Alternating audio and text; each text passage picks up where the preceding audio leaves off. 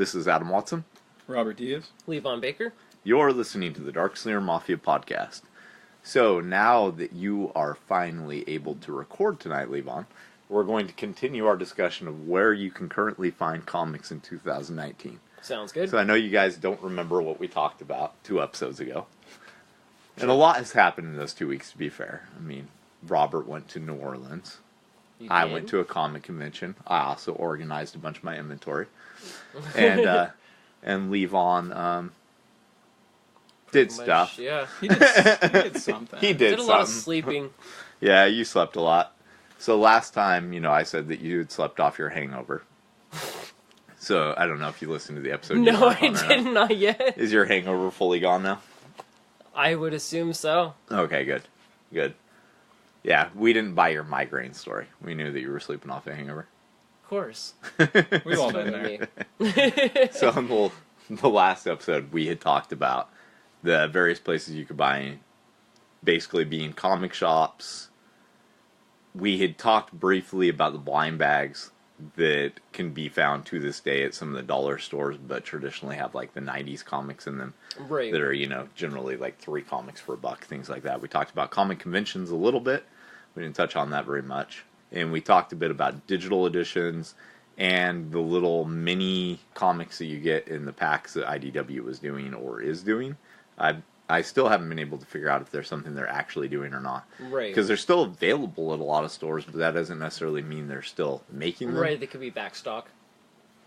Yeah, they could easily be backstock. And we talked about digital editions. We didn't really touch on webcomics much. No. We didn't talk yet about subscription boxes. Yeah, that's what I was going to say. Or subscriptions in general. That's basically the things we kind of talked about. Okay. So, let's just get started with that. So, webcomics. I release 3 webcomics. One that's still in more the design phases right now. We could say that for Inspirato, Yeah. right? Yeah. It's just kind of design phases at the moment. Right. But El Bovine Muerte, Mini Slingers, and Inspirato. Building a webcomics audience is really hard. I can imagine. You would think that, you're putting content up online for free and you're giving away a big chunk of content for free. That it'd be fairly easy to build an audience for something like that. But you're competing with everything else on the internet. It's actually that really would be difficult. very hard. And you can hand someone a card at a con or something. They're just like, oh, cool. And that's it. I have had luck with El Bovine Muerte. I put a QR code on the back of it, of a postcard that I was giving away for free at ECC years ago. I had luck with people scanning it right in front of me and going right to it while they were looking at the card. I don't know how much of it they read, anything like that. And I'm actually really, really bad about looking at the metrics of how pages are doing. But I do know one of the highest points for readership on El Bovine Muerte, funny enough, was when I wasn't updating it. So there was a few years that the webcomic took a hiatus. And we were getting a massive amount of hits for some reason in that couple of year period. Weird. People were reading everything that was up. But when it was running prior to that hiatus, it had a pretty small readership. Right. And then all of a sudden it kind of gained one during the hiatus. The thing I don't know is if I've successfully managed to get those people who were reading it and then, got to the end and figured out, it's not being updated past this point, to come back now that it is being updated. Right. So that's not something I directly know. What webcomics do you guys read, if any? Oh, boy. I used to read XKCD. Uh-huh. They were pretty funny. They had like a what if section too that people could submit questions and then they'd try to give you some crazy answer to it. Uh-huh. Cyanide and Happiness, I read that one for quite some time. Cyanide and Happiness is one that I kind of think anyone with a Facebook page or had a MySpace page or whatever has read at some point in time. Right. Because that just shows up in your feed at some point. Yeah, people share things from Cyanide and Happiness all the time. Oh, that's pretty cool. And that's actually where I come across that one the most. Is just like somebody posted, oh yeah, Cyanide and Happiness, I haven't read that for a while, and then I might go and read a few of them. Man, it's been, I don't know, 4 or 5 years maybe since I really was reading them. Yeah, I don't really seek any of them out to read. Cyanide and Happiness, occasionally Alex will send me something. And it'll be like, you got to check out this week's, really funny, something like that. Or today's. I can't remember how often they update theirs.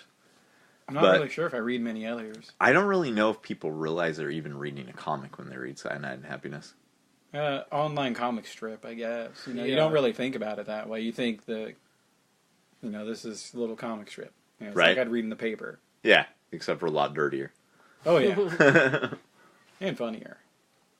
I think the only one I keep up with, even remotely, and by that I mainly mean that when we're sitting at cons and I have absolutely nothing else to do, I'll pull it up to read whatever I've missed, is the Beelzebubs.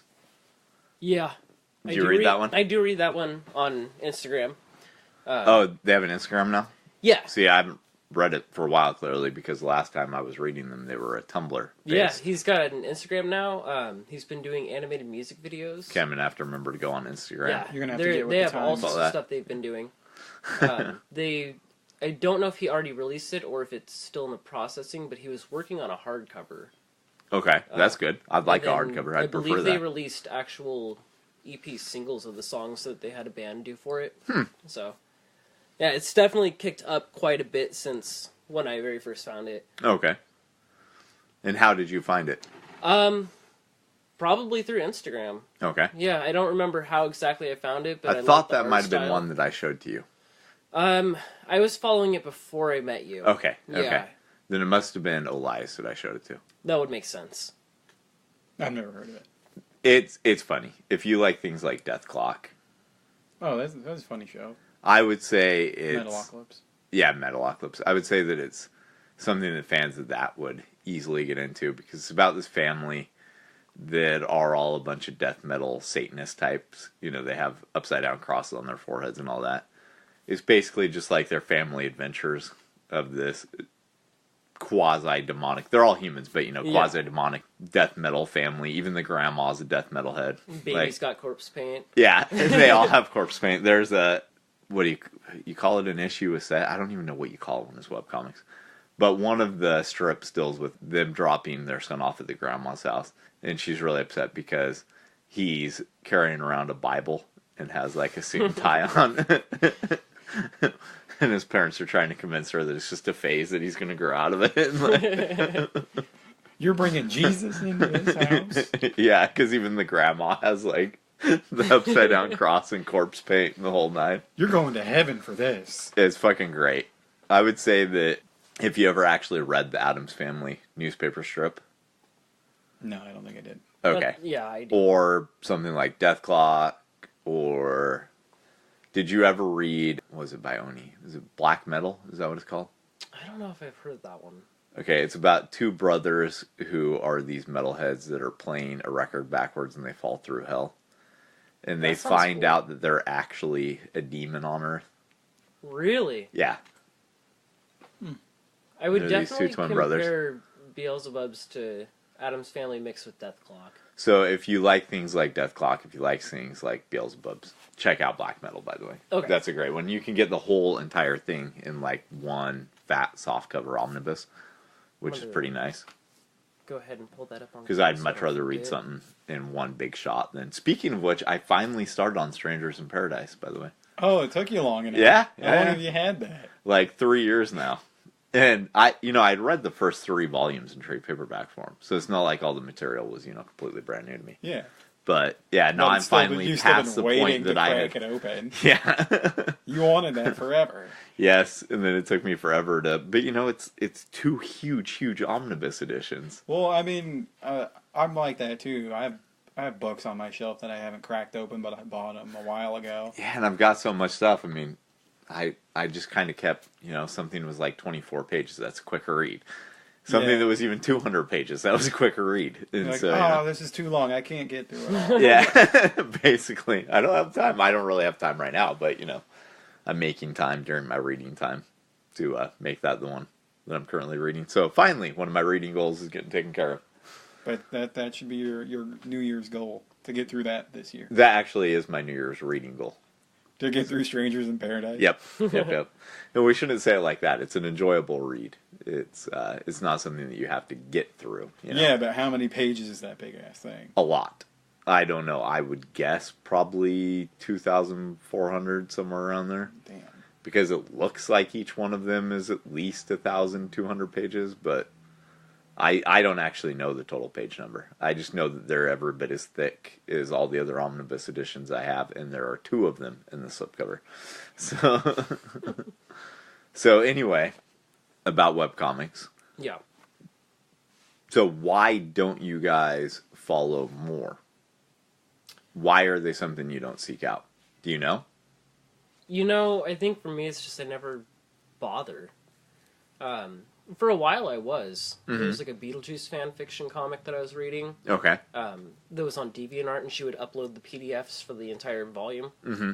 I downloaded like 6 of them for free, and then read through them and just never bothered looking for the rest. Okay. So yeah, even though you liked them well not... enough to read that many, yeah, I liked them. They were cool. I liked the art style. It got better as she progressed through it, and I just never bothered going back to DeviantArt to look for them. Okay. I know there's another website that is basically just for webcomics. There's quite a few of those. I can't remember what the 2 that I was subscribed to before were, but you would just go on and you'd select whatever one you wanted. And the biggest problem that I had was that they would have hiatuses where it would say right on it, book is not being finished. Oh. Or book is on temporary hold or whatnot. So you'd read like 4 pages and then realize that there's nothing more. Okay.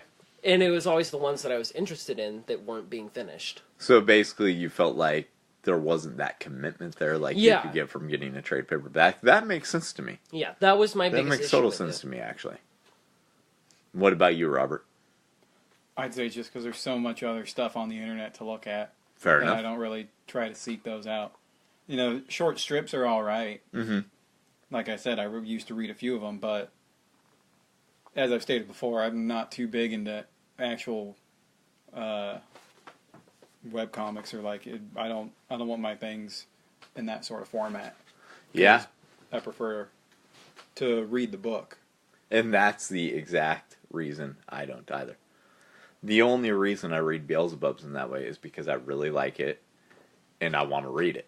Right. The moment it's available in other editions, that's the way I'm going to read it. Because when I read something for pleasure, I want to have a physical book. I don't want to be sitting there with my phone or my computer or any of that. When I'm online, I'm on there working. So, which I know you're not on your phone. That was another but... problem that I had with webcomics. My phone is a pain in the ass. You have to zoom in a million times. And my laptop would format it so that it's like the actual print size. Okay. But it would be too distorted to read. So I'd have to zoom, and the programs that I would use, there was one that was specifically a PDF reader, but just for webcomics, so you would download it and it would immediately put it in a library.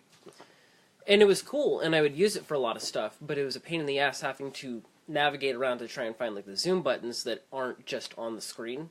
Or it would format and flip so that it was sideways, so it was the whole screen. And I just kind of gave up at that point. I was like, it's just irritating trying to read it. Right. Like, I mean, I'm sure if I really liked the book, then I would keep doing it. But yeah, like he was saying, with too much stuff on the internet to look There's at, so much out there. Unless it pops up in a feed or when I'm just like kind of scrolling through like the Instagram search engine thing where it has like recommended stuff. If I see something that I like, then I'll follow it and I'll keep reading it. But I don't just go out and search for it. That makes sense. Maybe if I had some sort of feed that things were filed into, something might come up. But I'm not any member of anything like that to where I have content popping up because I looked at other things. Right. Okay. All right. Fair enough. Okay. Well, I think that we've said about all there is to say on that one then. That's all we really know about it. Yeah. And honestly, I don't really know anyone that does read webcomics that we can bring into this conversation. Now, Alex would be the only person that would read things online like that. Okay, so what I know on that one is that Alex does read digital editions when they're free. Yeah, he doesn't like to pay for things.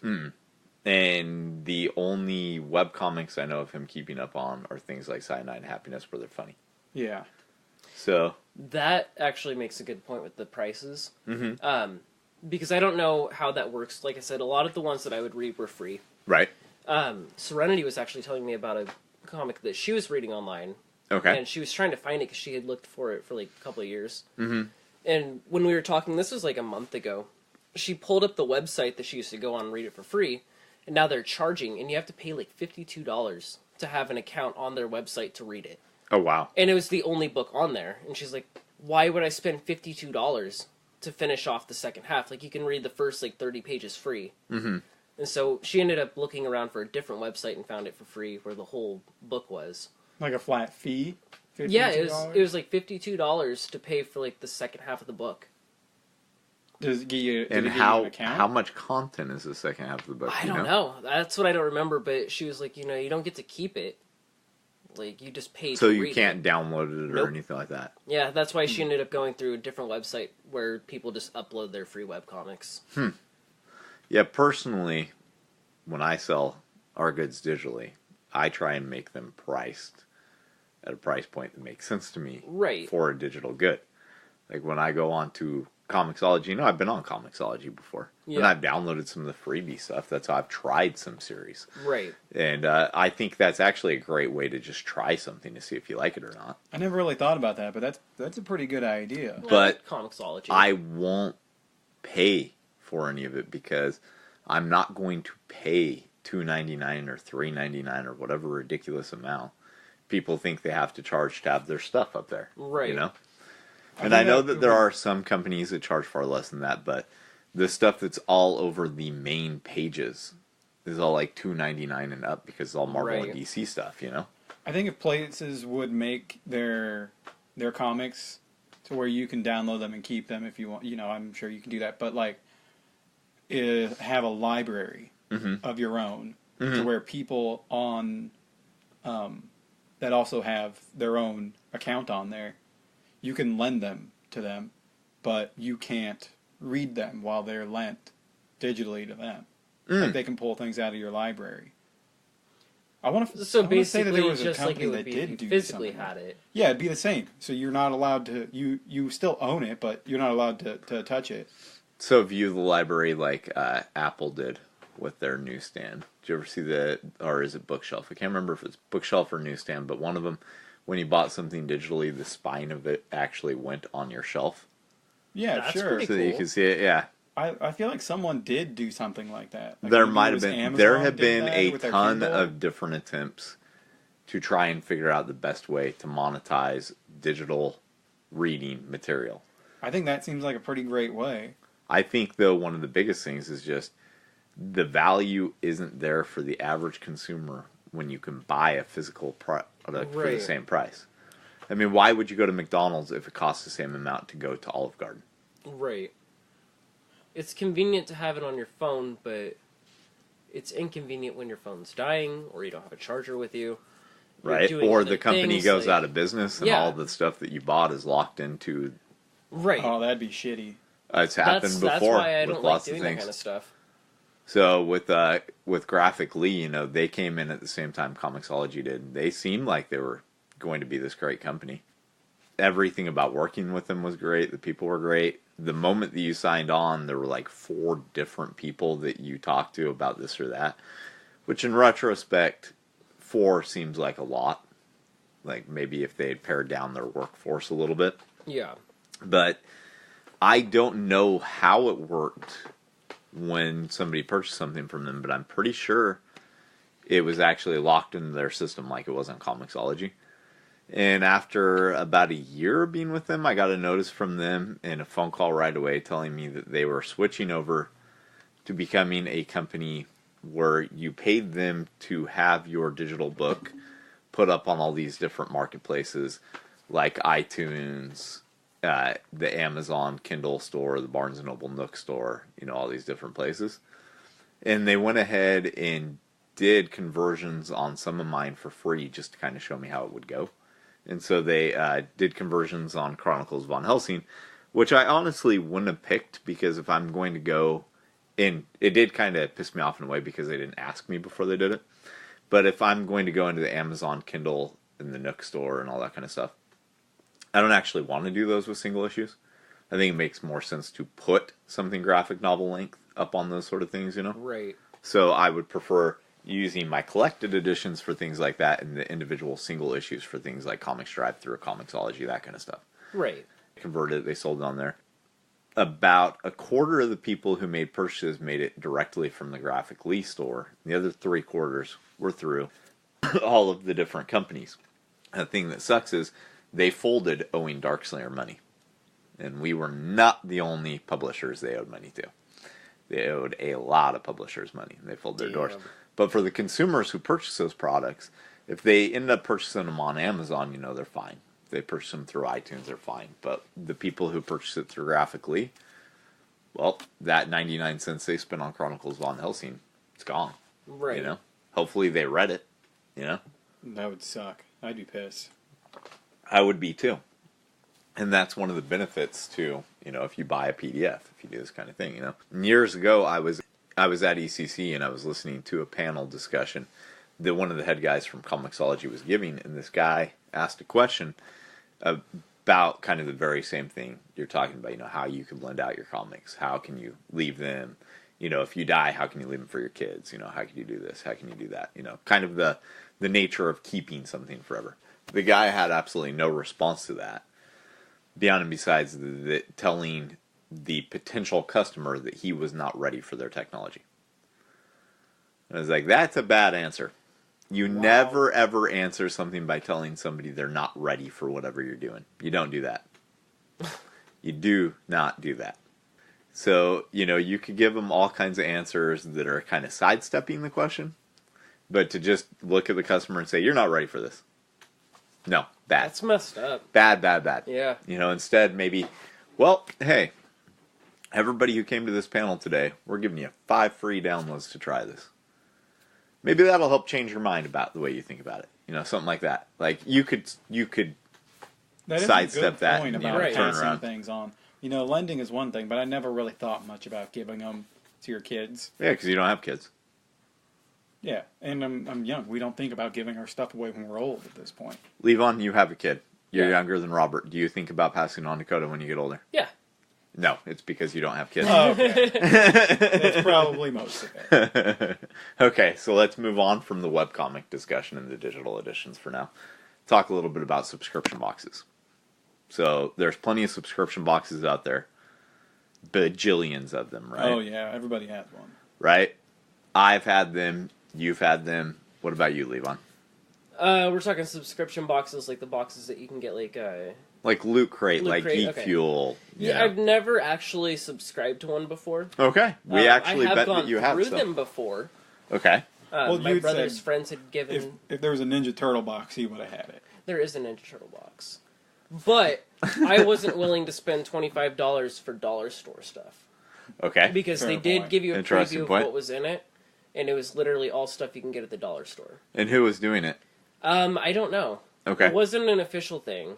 Okay, so... It's just some random person in their garage. It was just like some group decided to start making them, and... So I've taken a look at a lot of the different subscription boxes that are available. There's Loot Crate, there's Geek Fuel, that have comic-related items in them a lot, if you're talking about superheroes anyway. Right.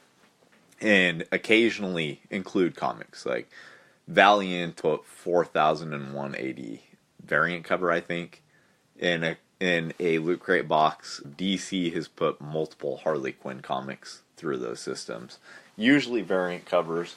I've only seen a few that actually offer up something that's new and not just a variant. And then there's a bunch of them that are comic delivery services that seem to me like it's people who have just got a bunch of random long boxes, like I do from all the collections that I buy. And they have the people kind of fill out reports of the sorts of things they're interested in collecting. Some of the better subscription boxes actually have you fill out what you already have, so you don't get a duplicate of something you have. And then they send you a box. The worst of them that I've seen people open on YouTube, and those I've never actually had. I've had Geek Fuel, I've had Loot Crate, but I never have had those. The worst of them seem to be people who just send out a big old box of early 90s image stuff. And can you imagine paying $30 plus shipping and having a box show up that is full of Brigade and Youngblood?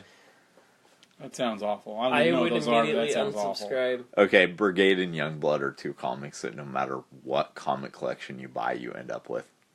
Like, you end up with like 5 copies of the first and second issue, like hardly anything past those 2 issues. They're just out there. Yeah, Everywhere. there's tons of them. And the thing is there actually was a Youngblood series that was released that had so much promise and potential. Alan Moore was writing it, and Steve Scross was drawing it, who was a guy on that Gambit series I was telling you about. Mm-hmm. It was really, really good, but it lasted, I think, 2 issues plus a small appearance in a Christmas special comic. Disappointing, man. But anyway, the original Youngblood, actually by Rob Liefeld, there are millions of copies of it out there. And if you really want a copy, you can go to a Comic-Con. I guarantee you can find it for 50 cents. So getting it in one of these blind boxes would kind of be, Right. There was Comics Bento. They've now gone away, unfortunately. I did like their whole idea, sending out 6 graphic novels each month. Sometimes there were even hardcovers included. I think the biggest problem with that is it was too random what you got. Right. If somebody really wanted that X-Men graphic novel, they probably didn't really want that Beatles original graphic novel, Things like that. Have you ever thought about doing blind bags like that? I have. I've actually thought of multiple ways of doing subscription boxes, because one of the things I really want to do as a comic publisher is get subscriptions sold. I've actually been looking into this for years. I started looking into selling subscriptions of my comics for the first time in 2010. And I had the people at the post office working on trying to figure out how I got that damn permit that you see stamped in the corner on every single subscription. This sent out, and finally, after years of research and years of them researching it too, because they couldn't figure it out either, I finally figured out that the way you do it is you find the right printer that already sends out subscriptions. For instance, the newsprint printer I was telling you about that's in Salem. Yeah. They send out subscriptions already for all the newspapers, all that kind of stuff. They have that bulk mailing ID. If you are just trying to do it as a publisher, you're never really going to be able to do it. Right. Like, your output would have to be so tremendous. But these companies that are sending out newspapers already, they're already sending out magazines for, companies like Cosmopolitan or whatever. They have that permit. They have the methods, because it's a pain in the ass to do. Like, you have to actually know what each page of content weighs versus each page of advertisement. And then, the pages that are advertisements are a different class if they're in-house advertisements or if they're paid advertisements. And so this is all stuff that the printer knows how to separate out and weigh and figure out the total cost of. So subscriptions are something that I'm definitely looking at bringing back. I've thought about doing things with subscription boxes. The problem is a single publisher, I'm not well known enough or have a big enough output to make that make sense. I've thought about various ways I can team up with other independent comic publishers, but basically independent comics need to get on better solid ground before something like that will really work. Right. There is one independent subscription box company that I've been taking a look at. I've been thinking about ordering one of theirs, but the first 2 boxes I saw of theirs, one was Saga. It included the trade paperback for Volume 1, which I already have, so that wouldn't be anything exciting. It had Lion Cat Funko Pop, and had various things like that. And the second box was Hellboy. So I thought, hey, even though Saga and Hellboy, they're basically mainstream comics. I don't know how independent I find them, really and truly. They still, that's not something that you're as likely to get in Loot Crate or something like that. So Right. I'm taking a look at that. But part of the problem I have when I've gotten subscription boxes is they're so full of shit. Always. That's half of most of what they are. Yeah. The horror boxes seem like they do have a little bit better. Those are the only ones I've ever had. One was, so you did have subscription boxes. One horror box was, I believe, a Loot Crate, and it was given to me. Okay. One of Lucas's friends was a Loot Crate subscriber, and they Okay. went to a Christian school, so of course the parents didn't want it. Uh-huh. He mentioned that he had a brother that was into that kind of stuff, so the parents were like, Take it. That was cool. And then me and Serenity did buy a horror box from Walmart right around Halloween. Mm-hmm. Because it had What do you mean a horror box from Walmart? So it was like a subscription box. It was a big blind box. It looked like a wooden crate that had like blood splattered on it. Okay. And it was on clearance because it was right after Halloween. Uh-huh. So it was like $5. And I bought it, opened it up. This was at an actual physical location? Yes. I didn't know they sold blind boxes there. They label it as like a gift box. Okay. But it had a Exorcist coffee mug, Uh-huh. a Pennywise action figure, a little Jason mask plushie thing. Okay. A Shining keychain. Uh-huh. And I can't remember what the other one was. But, I mean, and all in all, it was cool. And we did like everything that was in it. I wish you guys would have bought more than one so you could have seen it. It was the only one they had. Yeah. I would have liked to have seen if all of it was the exact same or not. Yeah, see, well, and I think it was because it did show on the back what was in it. Oh, okay. Okay, so it wasn't completely a blind box. Right. It was, like I said, a gift box. They had a Mario one that we got for Coda for Christmas that had, like, a hat, a scarf, like a gold Mario coin, and, like, a mushroom rubber figure thing. They had a Zelda one that I passed on because it was literally the same thing, but just Zelda. And I was just like, I'm not going to spend $45 on this and, like, have it just be crap that I could get at, like, Hot Topic for twice as cheap. Right. One of the things I have been thinking with subscription box is doing it to where it wasn't totally a blind box. Right. So I had thought before about creating one where you picked 2 titles that are Darkslinger ongoing titles. Yeah. That you got every single month. So you basically pick that subscription. And then it would include one random comic and some additional stuff that we make. I think that's cool. Hopefully not just total shit. Right. You know, I wouldn't want to be known for that. But you've actually got quite a few subscription boxes. Why don't you talk about them for a minute? I've had a few of them. You know, the normal Loot Crate, because by now there's like 500. Yeah. There's so many different versions of it that you can get. I've had the normal one a few times. I like that you kind of got different things in them. You know, that was always kind of cool. And I don't know if I don't know how they do it anymore. It used to just be that it was a theme. When it first started, you got the theme of it. You didn't know what else was coming in it. And then they started to do more, they started to do clothes and things like that. So the biggest thing that I subscribed to was probably their socks. Because they were fun. You got 2 pairs of socks for $10 each month.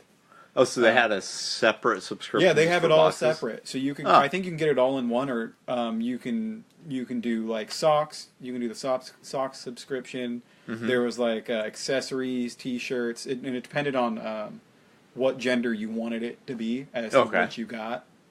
So you know, some things were like a women's accessory, and they might not have one for guys. It might be more like girly accessory, or T-shirts were different too. Okay. Depending on which one you picked. I've done the Wizarding World one because I'm a Harry Potter nerd. Right. I like it. You know, it's really fun. But once the fun wears off, I realize I hate having junk cluttering like that. And for the most part, it's a lot of junk. Yeah, I don't think subscription boxes are generally for people who don't like a little bit of... I like some of the things, but, you know... I mean, you gotta not mind clutter to a degree. If I see some... Because Alex still gets it. If I see something that I really want, I might see if I can get it from him. Or sometimes you can buy individual things off their website instead. They have like, discount days. They have a vault, is what they call theirs, I think. And you can go in some things that they just have a million of, because one month didn't sell as well as the next. Right. That you can sell it off. And I do like the themes, that it's a different theme every time. It's very fun. But, you know, there's only so many months I can stand to pay, like... I think that one, I don't know if it still is, it used to be every 2 months, and it was $40. Right. Yeah, so the thing... Like, I don't want to waste my $40 on it. Things I generally don't like about them when it comes to comics specifically. I love the ideas of comics being included in things like Loot Crate or Geek Fuel or things like that. Because one of the things that I think is lacking in today's comic industry is a Wizard magazine. We talked briefly about Wizard magazine before, but you don't have the familiarity with it that Levon and I do. Of Wizards magazine? Yeah. No, you say Wizards, that I think Wizards of the Coast. Fair enough.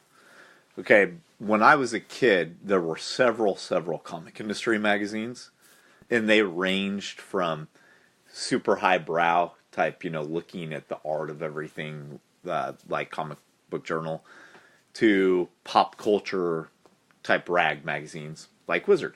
The three that were probably the biggest at one point in time were Wizard, Hero, and Overstreet's Fanfare. Between the three, Wizard was actually the worst, but it's the one that lasted. So the other two actually had better content. But Wizard, for whatever reason, maybe it's just because the name was catchier. Wizard is a catchier name than Fanfare or Hero. Right. Hero, I think some of the people might have been turned off because it's called Hero, so you kind of expect it all to be superhero, but they actually focused on a lot of independent comics in that one too, which I liked. Well, I like as an adult. I don't know if I really liked it as a kid. As a kid, I kind of just flipped through them looking for the X-Men stuff, honestly.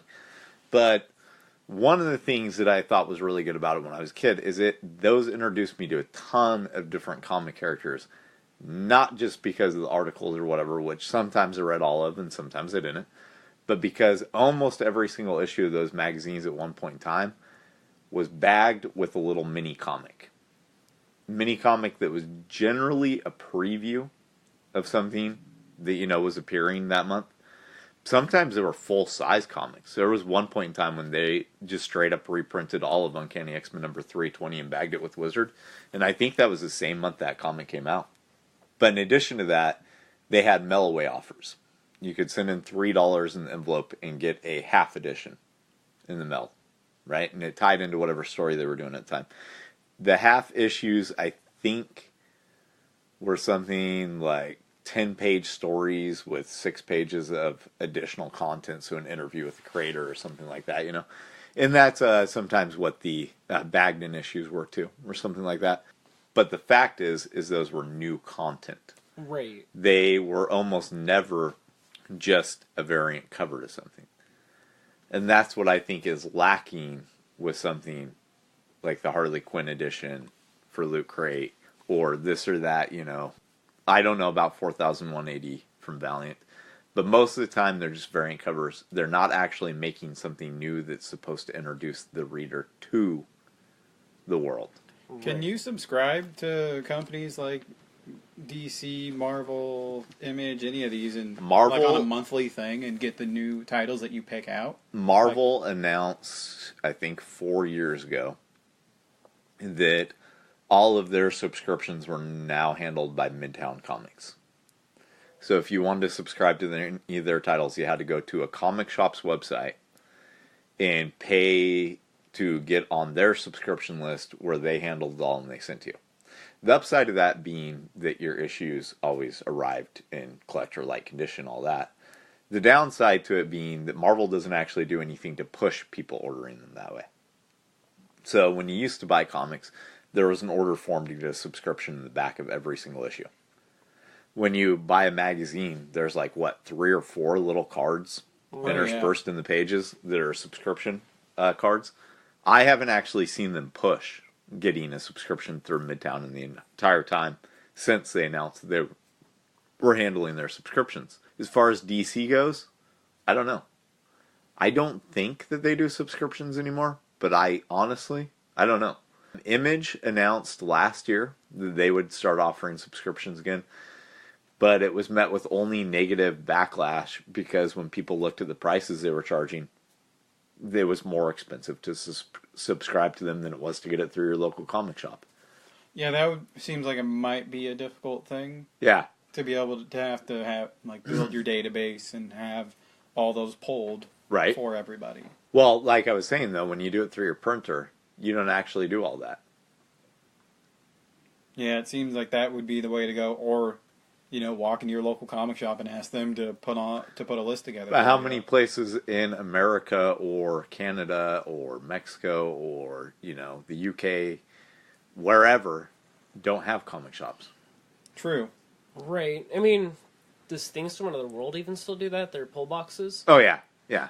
I don't know of any comic shops that don't do pull boxes. I'm sure there are those that exist, but I don't know of any that don't. That's about as close as you can get to a subscription, right? There are, like I said, Image does offer them. It's just that it didn't meet with, a lot of fan approval because of the prices that they were wanting to charge.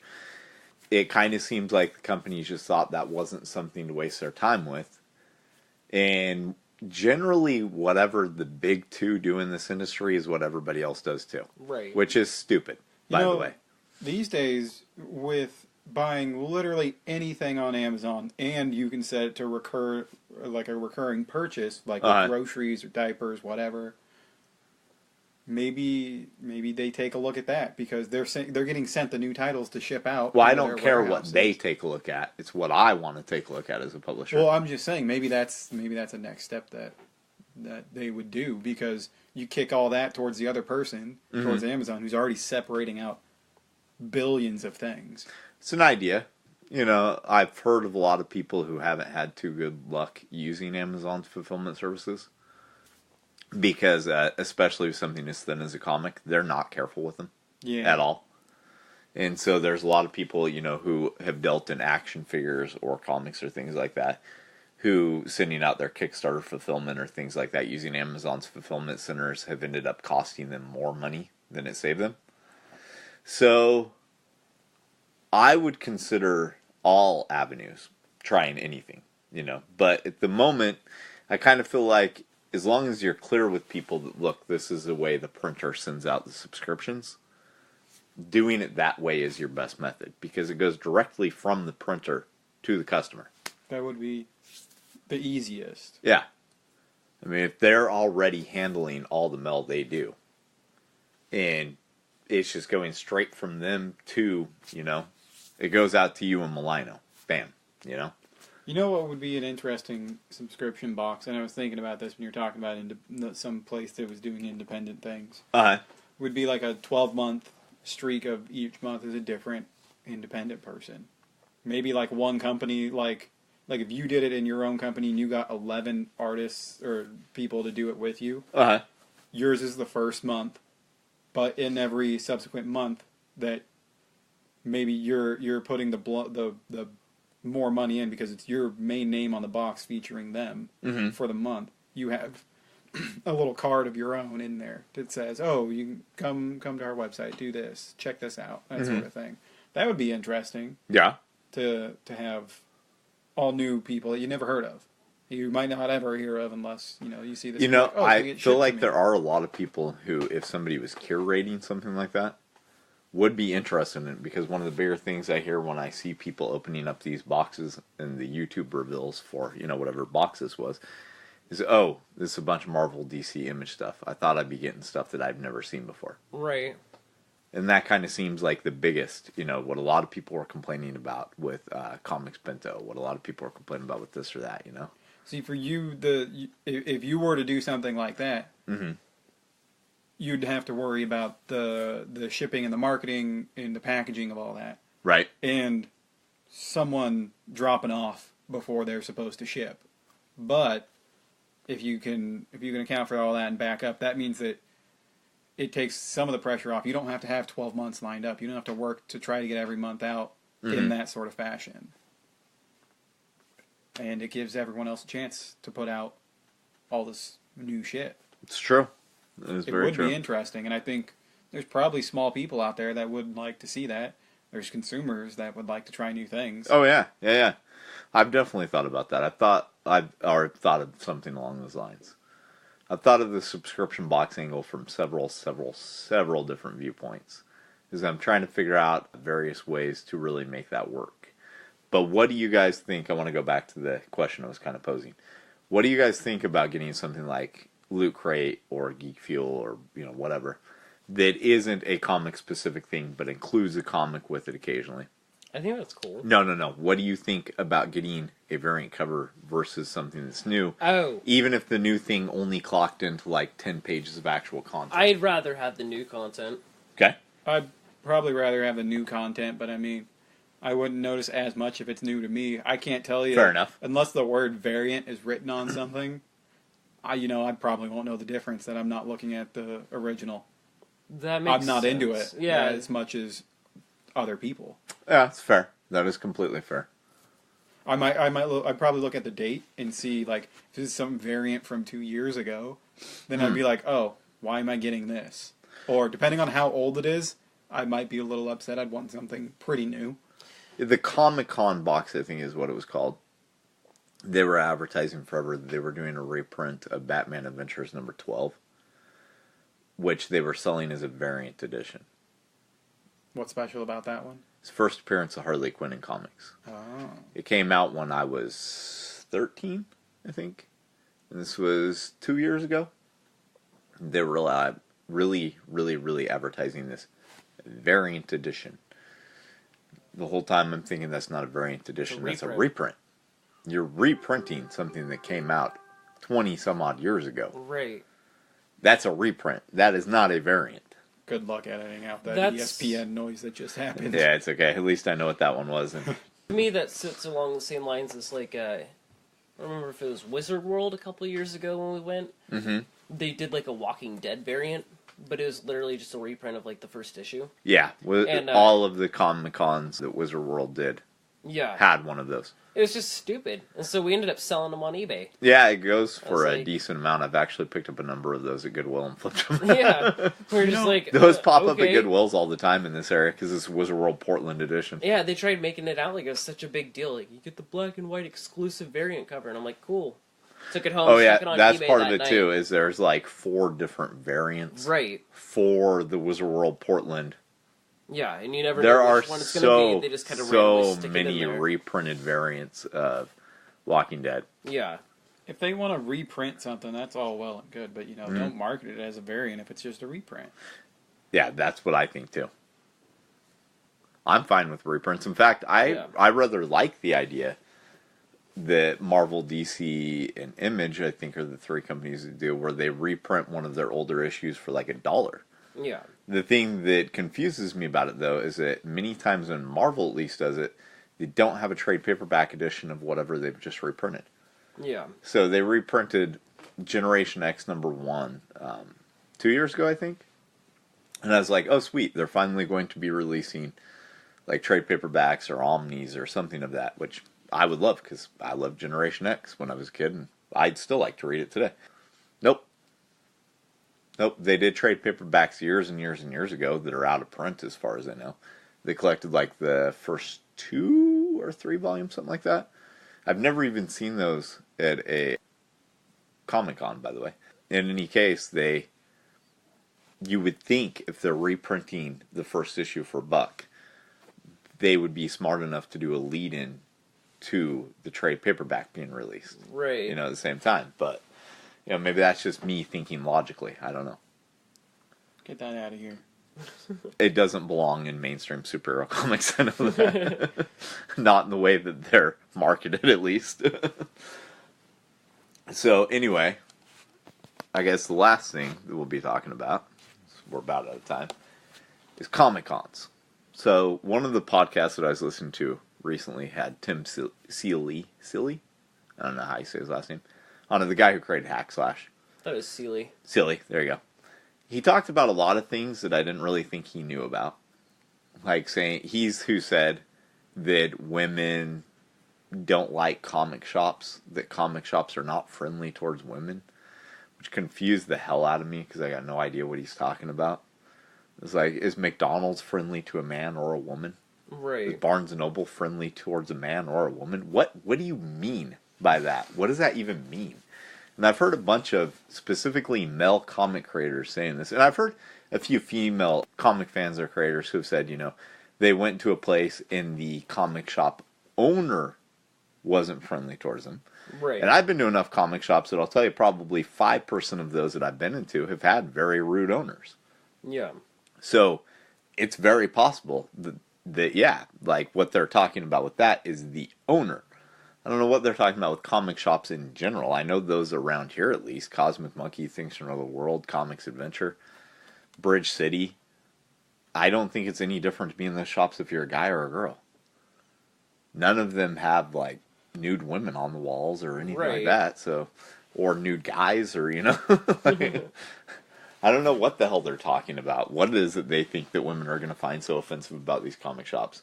But I don't get it. You know, maybe it's because we're not women. Maybe it's because we're not trying to protect the women. Who knows what our viewpoint I think that you from. hit on it more with the second one. It seems like the less you date in your life, in your adolescence, the more you think that somehow you have this fantasy in your head as though women want you to come to their defense all the time.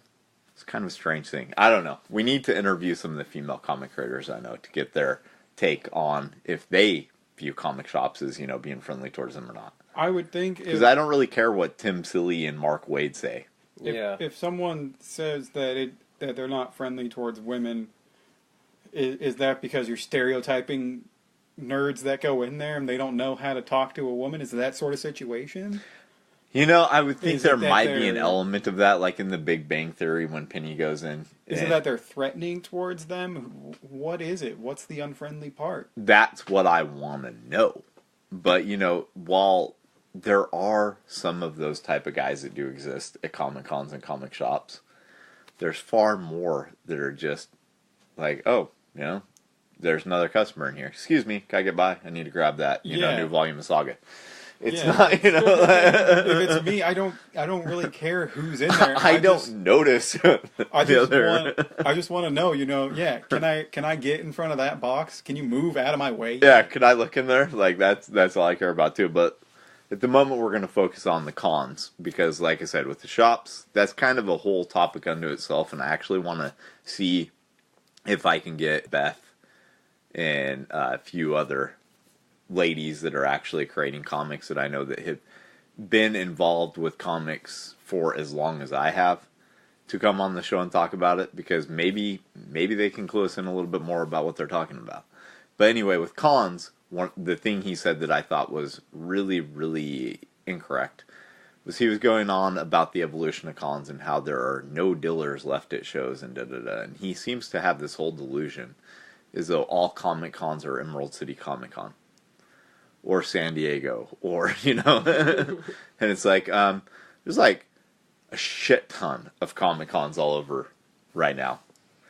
And a lot of them are just little teeny tiny shows like Frankenstein that are completely Diller centric. Well, I think when most people think Comic-Cons, they think San Diego Comic-Con. Those sorts of things. You would think that someone who actually works in the creation of comics would know the industry they work in a little bit more than that. But you know, to his defense, maybe that is what he meant. That people see it in that sort of way. No, it's not what he meant. Maybe not. I didn't listen to it. I did. It's not what he meant. He literally thought that there are no dillers left at shows, with the exception of just like a few. Maybe he doesn't qualify those as Comic-Cons, those smaller things. Okay, you're coming to the defense of someone who said something stupid. Yeah, I'm just trying to argue here. I don't know why. Well, you know, when I think of Frankenstein, I don't think of it as a Comic-Con. I think of it as a comic swap, and to me, there's a difference. Okay, what's the difference? Whenever, especially before I really knew you, when I heard Comic-Con, I didn't think some little thing with swapping comics like that. Okay. Or like quarter or dollar things. Okay, when I hear the term swap, I think more of somebody who's going to something to trade something. True. There's not a whole lot of trading that goes on at these things. Yeah, so no one wants other people's shit. They want to get rid of their own. A lot of times, yeah. So what do you mean by you think of these as comic swaps? I don't know. That word just has a different sort of connotation. Yeah. You know, it makes it feel smaller. But you do realize that shows like Frankenstein is what all comic cons were originally, right? Yeah. But I'm just saying as to what they are, what people think of it now when they hear it, because you know, plenty of my friends. You're not talking about comic readers or collectors necessarily. You're talking about just like your normal Joe Schmo. Yeah, like my friends don't read comics. Mm-hmm. Most of them don't. Okay. But so if they hear Comic-Con, then they're gonna think some big old show with a bunch of nerds going around in costume and shit like that, buying their souvenirs. They're not gonna think somewhere in a Moose Lodge people are slinging comics for 50 cents to $5. Okay. Because I don't think most people know what it started out as. Well, yeah, that's completely fair that they wouldn't. Yeah, so... It's kind of a good point. Start out as a cover for cocaine trading. Yeah. Really? Kind of, yeah. We'll get in that in a different episode. The New York Comic Con was rife with cocaine dealing back when it originated, but That was just that's what you did. yeah, well, that's because it was mainly an underground event though too, not something with kids. So, anyway, though, most of the independent publishers I know these days never go through Diamond. A lot of them don't even go through things like Kickstarter or anything like that. A lot of them have their whole entire marketing and release, everything is tied to doing Comic-Cons. And I've been guilty of that myself in the past. I've had a bit of that. You know, not nearly as much because I've always tried to put my stuff into comic shops, things like that, and sold them in alternative places like tattoo shops and things of that nature. But when you guys go to Comic Cons, do you ever, and you're actually looking to spend money for that day, do you ever actually pick up independent comics when you're there? Or anything new, or do you just dig through the back issue bins? My answer is kind of quick once again. Okay. I've never been to one that wasn't with you, so... Okay, but there's been independent creators at those shows. Yeah. So the question still remains. Have I purchased things like that? No, not really. I don't really purchase a lot. Okay, fair enough. Mostly because I'm poor. Right. But partially, I judge every book by its cover, and if it's not interesting enough for me to pick up, I'm not gonna. You're definitely not gonna buy it. But I don't really shop to buy. I don't really walk around to buy things. Okay. I'm mostly just like breaking the monotony of sitting behind the table. Okay. I want to check things out. You know, I like to look. I'm not as big of a buyer of things. Fair enough. And I hate digging through unorganized comics. That's what I have you for. But when we're like at the Hillsborough author days, was it appealing to you at all to buy from comic creators? Nothing there looked like it was really my style, but you know, if there would have been something interesting, maybe, yeah. It's kind of too bad you and Elias were there on the wrong days, in a way, because the second day we had Kathy DeCampi next to us, who was selling lowriders in space. We should get her on. And I think we have had her on. Yeah, we should get her on. For the comic days. Yeah, we should. So I think you might have found that one a lot more appealing, and it's a pretty thick book. Trying to point it out over there, but I'm not entirely positive where it is. And it's only $10. That's not bad. So there might have been a little bit better of a basis had you been sitting next to her that day, but instead we had the people who were just hiding and didn't want to talk all day. Yeah, those people didn't really talk to their customers. They didn't approach their customers at all. They talked to us a few times. That's another thing. You know, if I walk up to a table and no one really says much, it doesn't. It can feel a little awkward. If you say like two words, standard thing is just to say, you know, how's it going? That's almost always what I say. You guys know because you've been to enough shows with me. If the person engages me and wants to talk, I'll talk. If they're just looking, I'll leave them alone. Yeah, I try to engage and talk to people a bit because you know it helps break the ice. Right. And it's not just you want the person to feel comfortable at your table. Yeah, if you're just kind of like staring at them while they're staring at your stuff, then it starts to feel a little weird. Or if they're not looking at your scratch board and you won't quit talking about your scratch board, Alan Bennett, then you know you can drive off yourself. So Levon. So I think I'm a little more open to that than Robert is. But you're probably open to a lot more things than Robert is. I'm a little half and half though, where if I see a comic that looks appealing and it's an independent comic, as long as I feel that there's enough interest in it, I will pick it up. Okay. I have done that with you at several shows, like Kathy's book. We talked to her, and just her talking about it gave me enough interest in buying both of them.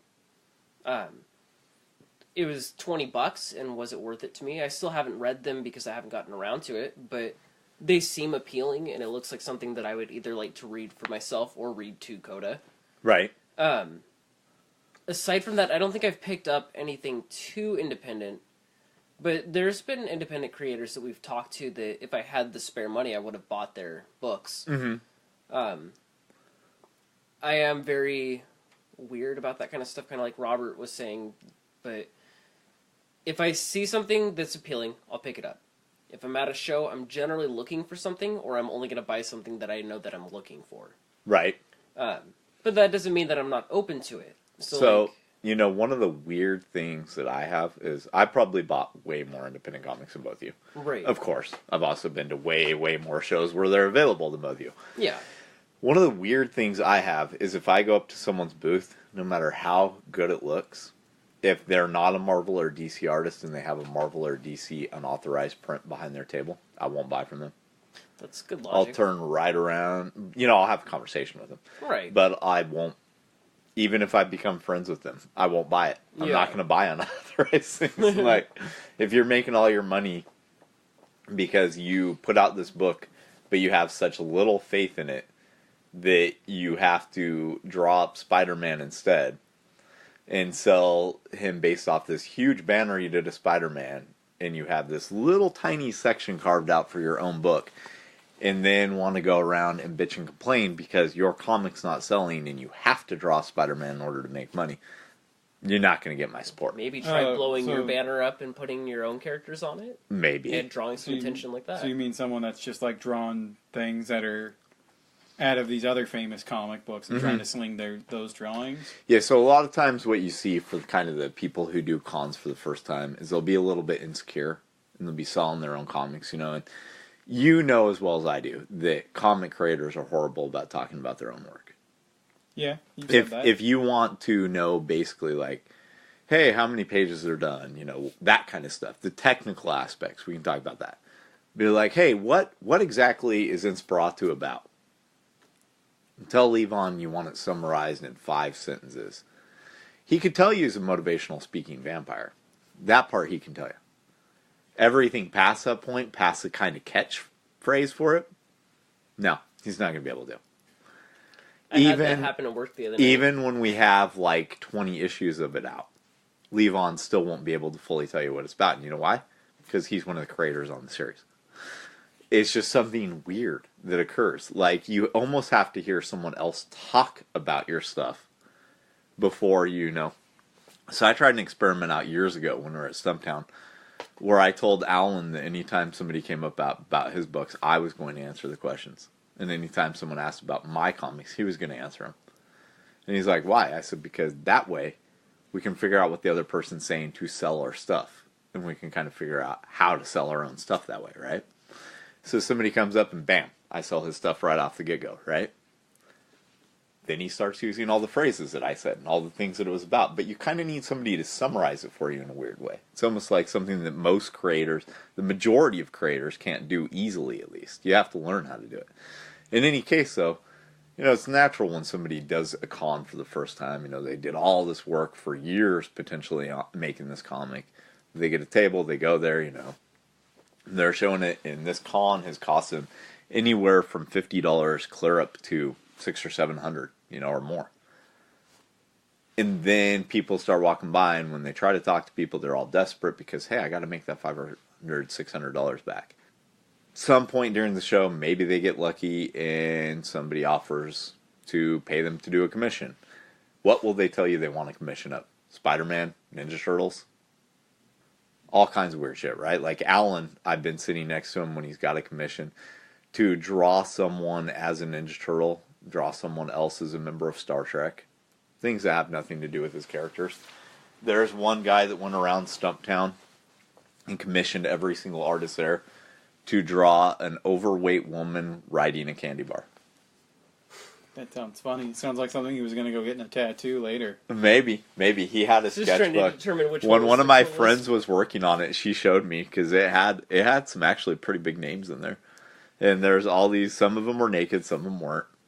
But hers was pretty cool because she did like this entire galaxy with this naked woman riding a Twix bar. And the package was like sealed so that only one of the Twix was coming out of it. You know, that I actually thought it was pretty funny. That would be really neat to go around everyone that would willingly accept that to do that at a con. Uh-huh. Think of something and have them all do it, and then put it into a book, and just like you can just flip through it and show people like, this is what I collected from that con. Right. We had a Everybody little did kid this. doing that at WenCon. He was probably like 8 years old. He came up and was like, "Will you draw a Squirtle in my Squirtle book?" Oh, yeah. Like, Yeah, and he that's had awesome. a nice little book that was just full. He was asking everyone that was willing to draw. Yeah, He see, didn't care who they were. that sort of thing. That's actually kind of a neat idea. Yeah. And there are a lot of people who do that kind of stuff. But, you know, maybe this artist gets commissions for this. And what did you draw the most of at the end of the day? Oh, Spider-Man. What did you sell the least of? Oh, your own published comic that you did. That you didn't really do any marketing for before the show. Because he'd rather That you throw didn't your really fan try art and out. do the sales. Yeah, because what you keep posting to Instagram is all your goddamn fan art. Yeah. And then, so the next time you do the show, well, what sold? You know, oh, Spider-Man, so I better go make up 250 copies of the print. Sell them for $10 a piece. Gonna make more money than with my independent comic that I never bothered to promote or do anything with to try and sell. And I've known a lot of people that very thing That would suck. happens with. And so that's one thing that I just kind of avoid one of my shows. In any case, Comic Cons, I think, are too expensive to continuously use as your method of getting your stuff out. But I think in order to fully go into that, we're going to have to continue this next week. It's always going to have to be continued. It's a never-ending thing. Maybe we squeeze something else in, though. Who knows? Who knows? This is Adam Watson. Robert Diaz. Levon Baker. Thank you for listening.